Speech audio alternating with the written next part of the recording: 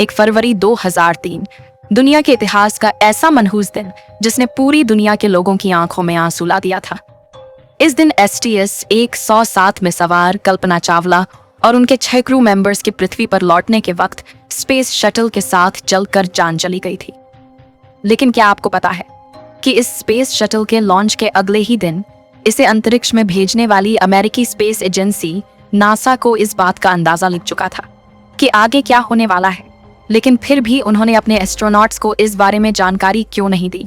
और लॉन्च से पहले कई बार इस कोलंबिया स्पेस शटल में टेक्निकल प्रॉब्लम आई थी, तो इसे आखिर लॉन्च किया ही क्यों गया और क्या कल्पना चावला को बचाया जा सकता था? अगर आपके जहन में भी इस स्पेस मिशन को लेकर यह सवाल आते हैं तो पूरा वीडियो जरूर देखिएगा। आप देख रहे हैं GK दृष्टि यूट्यूब चैनल। सबसे पहले बात करते हैं कि 17 मार्च 1962 के दिन हरियाणा के छोटे से गांव में जन्मी कल्पना ने अपने जीवन में अमेरिकन एस्ट्रोनॉट बनने का सफर कैसे तय किया था। 4 भाई बहनों में सबसे छोटी कल्पना बचपन से स्पेस में जाना चाहती थी। उन्होंने अपनी प्राथमिक शिक्षा टैगोर बाल निकेतन स्कूल से की, जिसके बाद कल्पना ने पंजाब में इंजीनियरिंग, चंडीगढ़ से एरोनॉटिकल इंजीनियरिंग में पढ़ाई शुरू की। साल 1976 में एरोनॉटिकल इंजीनियरिंग में बैचलर की डिग्री हासिल करके कल्पना देश की पहली एरोनॉटिकल इंजीनियर बनी। साल 1984 में कल्पना ने अमेरिका की यूनिवर्सिटी ऑफ टेक्सास से एरोस्पेस इंजीनियरिंग में मास्टर्स की डिग्री हासिल की। इस दौरान उन्हें जीन पियरे हैरिसन से प्यार हुआ और 1983 में दोनों ने शादी कर ली। फिर 1988 में कल्पना ने यूनिवर्सिटी ऑफ कोलोराडो में एरोस्पेस इंजीनियरिंग में PhD की पढ़ाई पूरी की। उसी साल उन्होंने नासा स्पेस रिसर्च सेंटर में काम करना शुरू किया। 96 में कल्पना को अमेरिका की सिटीजनशिप मिल गई और कल्पना की मेहनत और दृढ़ निश्चय देख नासा ने 1994 में उन्हें अंतरिक्ष यात्रियों के 15वें समूह में शामिल किया। 19 नवंबर 1997 के दिन अपने 6 क्रू मेंबर्स के साथ कोलंबिया स्पेस शटल में बैठकर कल्पना ने पहली अंतरिक्ष उड़ान भरी।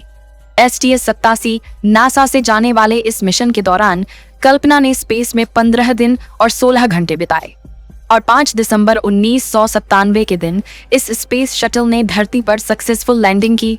इस मिशन को पूरा करने के साथ ही कल्पना चावला अंतरिक्ष में जाने वाली पहली भारतीय महिला बन चुकी थी।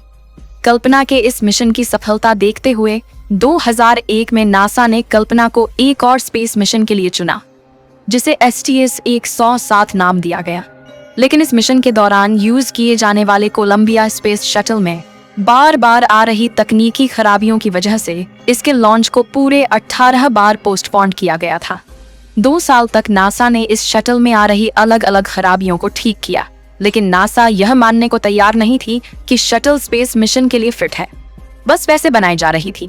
और फाइनली नासा को लगा कि स्पेस शटल अब मिशन के लिए पूरी तरह से तैयार है और 16 जनवरी 2003 के दिन इसे लॉन्च करने का निर्णय लिया गया। इस लॉन्च के दौरान क्रू मेंबर्स काफी खुश दिखाई दे रहे थे, क्योंकि उनमें से कुछ क्रू मेंबर्स जिंदगी में पहली बार स्पेस में जा रहे थे। लेकिन उन्हें यह पता नहीं था कि उड़ान उनके जीवन की पहली और आखिरी उड़ान होगी।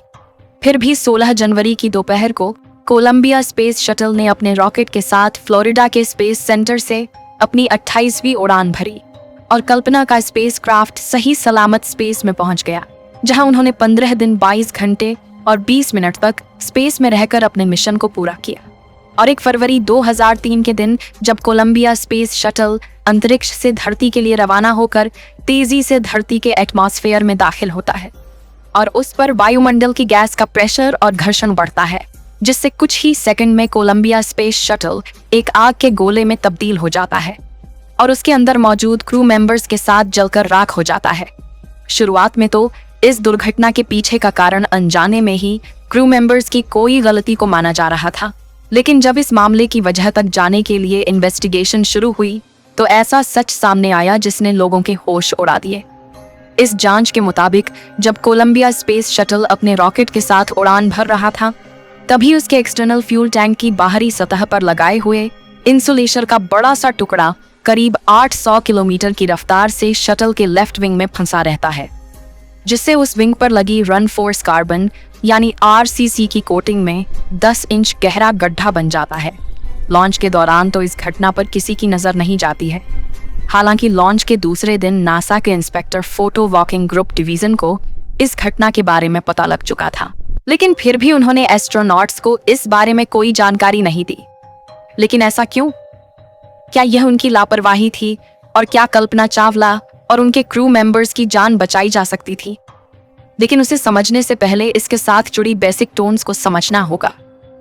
दोस्तों, आप यह तो जानते ही होंगे कि जिस स्पेस शटल में एस्ट्रोनॉट बैठकर अंतरिक्ष के लिए रवाना होते हैं, उसे स्पेस में पहुंचाने के लिए रॉकेट का इस्तेमाल किया जाता है। रॉकेट को ग्रेविटी के अपोजिट ले जाने के लिए सबसे जरूरी होता है फ्यूल, जो कि दो तरह के होते हैं, liquid NRI fuel. Liquid fuel में लिक्विड ऑक्सीजन और लिक्विड हाइड्रोजन का इस्तेमाल किया जाता है। ये दोनों ही बहुत ही कम टेम्परेचर में ही लिक्विड फॉर्म में होते हैं, इसलिए इनका टेम्परेचर मेंटेन करने के लिए इसे एक्सटर्नल फ्यूल टैंक में भरा जाता है, जिसे अंदर और बाहर दोनों तरफ से इंसुलेशन फोम से कवर किया जाता है, ताकि बाहर की गर्मी फ्यूल पर असर ना करे। इस फ्यूल टैंक और रॉकेट के साथ स्पेस शटल को अटैच किया जाता है, और बाहरी गर्मी से स्पेस शटल को नुकसान न हो, इसीलिए इस पर अनेक तरह की कोटिंग मटेरियल का इस्तेमाल किया जाता है, जिन्हें छोटी छोटी टाइल्स का आकार देकर शटल पर लगाया जाता है। स्पेस शटल के ऊपरी हिस्से में लगी व्हाइट राइस इसे 1200 डिग्री तापमान से बचाती है। इसके निचले हिस्से में लगे दो टाइल्स इसे करीब 2300 डिग्री की गर्मी से बचाती है, और रॉकेट से निकल रही गर्मी का सबसे ज्यादा असर शटल विंग्स पर होता है, जिसे गर्मी से बचाने के लिए इन पर RCC की टाइल्स लगाई जाती है, जो 100 से करीब 3000 डिग्री की हीट से बचाती है।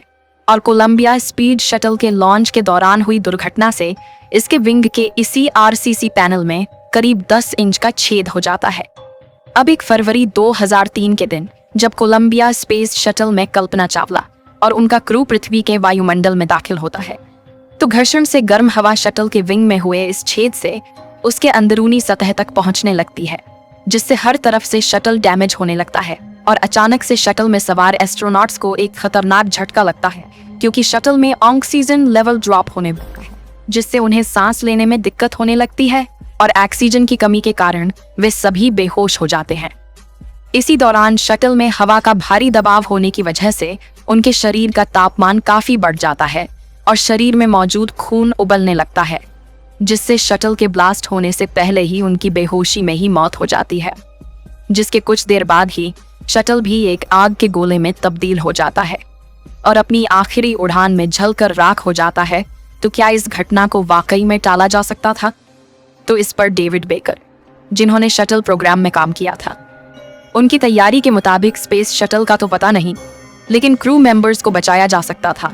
उनके मुताबिक नासा अगले ही महीने यानी कि 1 मार्च को अटलांटिस नाम का एक और स्पेस शटल लॉन्च करने वाला था।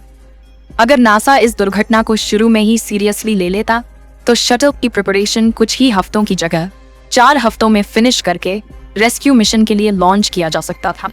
और कोलंबिया स्पेस शटल की बात करें तो इसमें एस्ट्रोनॉट को 30 दिनों तक जिंदा रखने के लिए सप्लाई भी था।